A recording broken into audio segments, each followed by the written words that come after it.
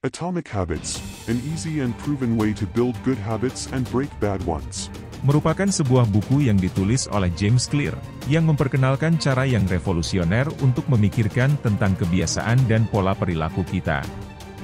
Buku ini tidak hanya mengungkap bagaimana kebiasaan terbentuk, dan bagaimana kita bisa mengubahnya, tetapi juga menawarkan pemahaman yang mendalam, tentang bagaimana kebiasaan dapat mempengaruhi hampir setiap aspek hidup kita. Buku ini adalah panduan mutlak yang menawarkan pendekatan komprehensif dan praktis tentang bagaimana membangun kebiasaan baik, menghilangkan kebiasaan buruk, dan memahami bagaimana kebiasaan dapat mengubah hidup kita. Menurut Clear, kebiasaan adalah fondasi dari setiap prestasi, tidak ada hasil tanpa kebiasaan yang mendukungnya. Berikut gagasan-gagasan yang disampaikan oleh Clear untuk membentuk kebiasaan baru, melalui perubahan secara atomik, atau perubahan-perubahan yang sangat-sangat kecil. Namun, yuk kita subscribe terlebih dahulu, agar sahabat selalu mendapatkan informasi terbaru dari channel kami. 1. Perubahan kecil untuk hasil yang besar. Clear menjelaskan bahwa perubahan kecil dan konsisten dalam kebiasaan kita dapat menghasilkan hasil yang signifikan seiring waktu. Konsep ini didasarkan pada prinsip sains bahwa atom adalah unit terkecil dari materi, namun ketika dikumpulkan bersama dapat menciptakan hasil yang sangat besar. Konsep ini, yang juga dikenal sebagai Kaizen, atau perbaikan berkelanjutan dalam tradisi Jepang, menekankan bagaimana perubahan kecil dan inkremental dalam kebiasaan sehari-hari dapat berdampak besar dalam jangka panjang. Clear menggunakan analogi, marginal gains, atau peningkatan marginal untuk menjelaskan konsep ini. Ide ini didasarkan pada keyakinan bahwa peningkatan kecil 1% dalam aspek apapun dari kehidupan kita sehari-hari dapat menghasilkan hasil yang signifikan seiring waktu. Misalnya, jika Anda ingin mulai berolahraga lebih banyak, bukannya langsung berusaha pergi ke gym setiap hari selama 1 jam, yang mungkin sulit dipertahankan jika Anda tidak terbiasa berolahraga. Anda bisa mulai dengan kebiasaan kecil seperti berjalan selama 10 menit setiap hari. Setelah kebiasaan ini menjadi rutin, Anda bisa meningkatkan waktu berjalan atau mulai melakukan latihan lain. Atau, jika Anda ingin mulai membaca lebih banyak, Anda bisa mulai dengan membaca 1 halaman buku setiap hari. Kemudian, setelah kebiasaan ini menjadi rutin, Anda bisa mulai meningkatkan jumlah halaman yang Anda baca setiap hari. James Clear menunjukkan bahwa perubahan kecil ini lebih mudah dipertahankan daripada upaya besar dan mendadak, dan seiring waktu, mereka akan menumpuk dan menghasilkan hasil yang signifikan. Ini juga disebut sebagai efek majemuk dari kebiasaan. Bahkan jika perubahan kecil ini tampak tidak berarti pada awalnya, jika Anda tetap konsisten, Anda akan melihat hasil yang signifikan dalam jangka panjang. 2. Proses versus tujuan. Buku ini membantu pembaca untuk berfokus pada proses bukan tujuan. Menurut Clear, tujuan tidak menentukan sukses kita, tetapi sistem yang kita buatlah yang berperan penting. Memiliki tujuan saja tidak cukup, tetapi membangun sistem yang baik untuk mencapai tujuan itu adalah kunci sukses. Misalnya, seorang penulis mungkin memiliki tujuan untuk menulis sebuah novel, tetapi kebiasaan menulis setiap hari adalah sistem yang akan membantu mereka mencapai tujuan tersebut.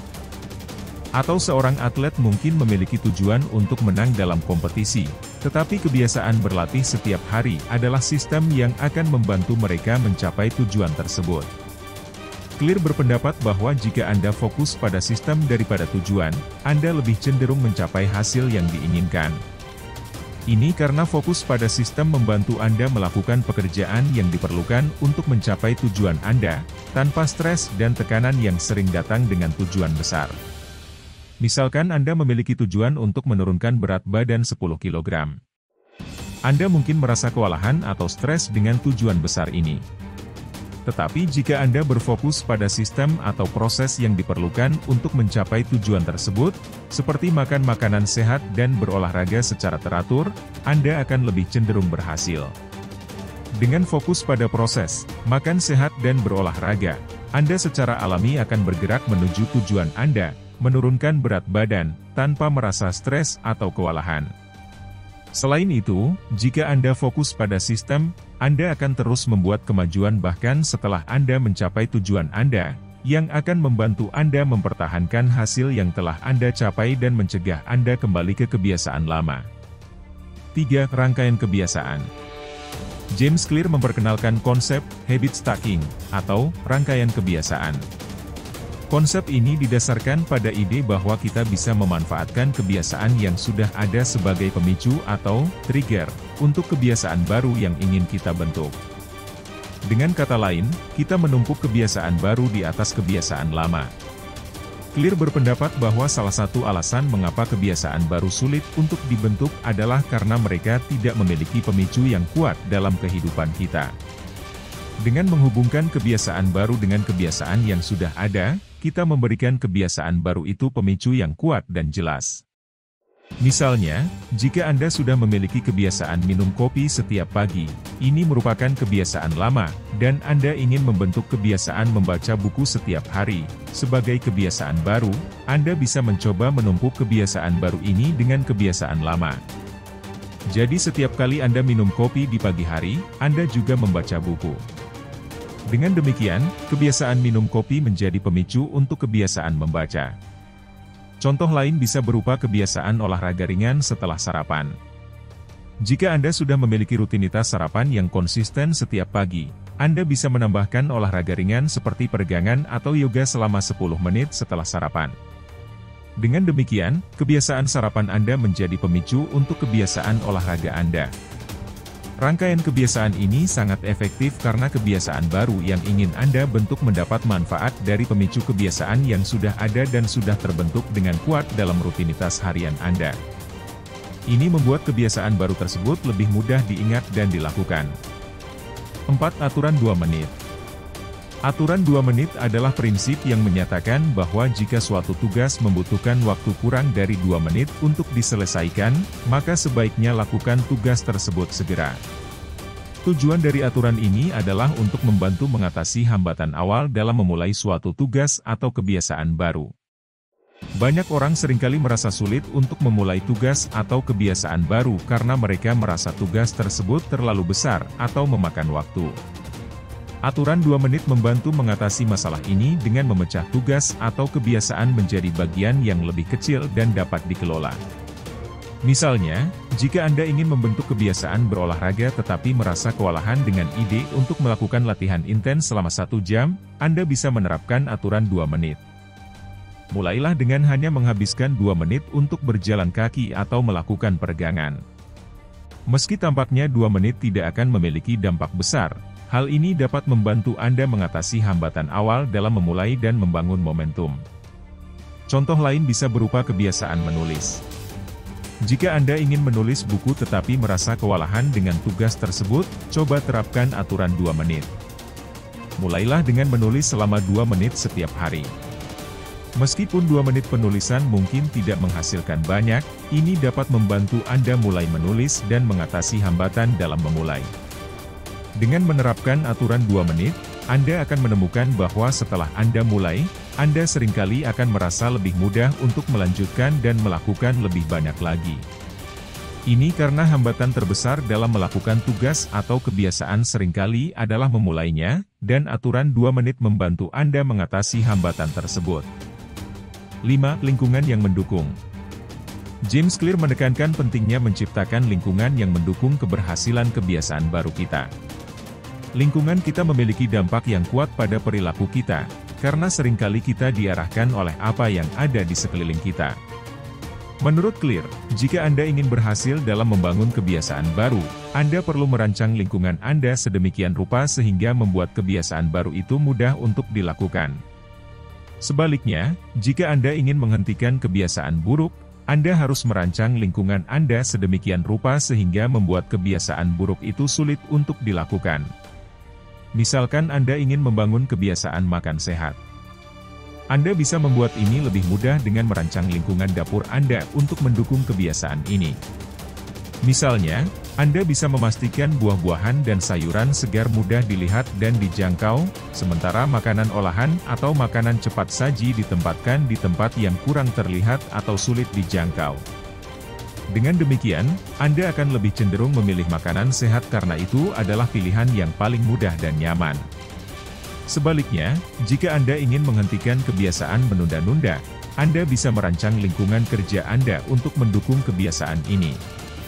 Misalnya, Anda bisa menghapus distraksi dari area kerja Anda, seperti menonaktifkan notifikasi media sosial pada komputer atau ponsel Anda, atau menjauhkan ponsel Anda dari area kerja Anda.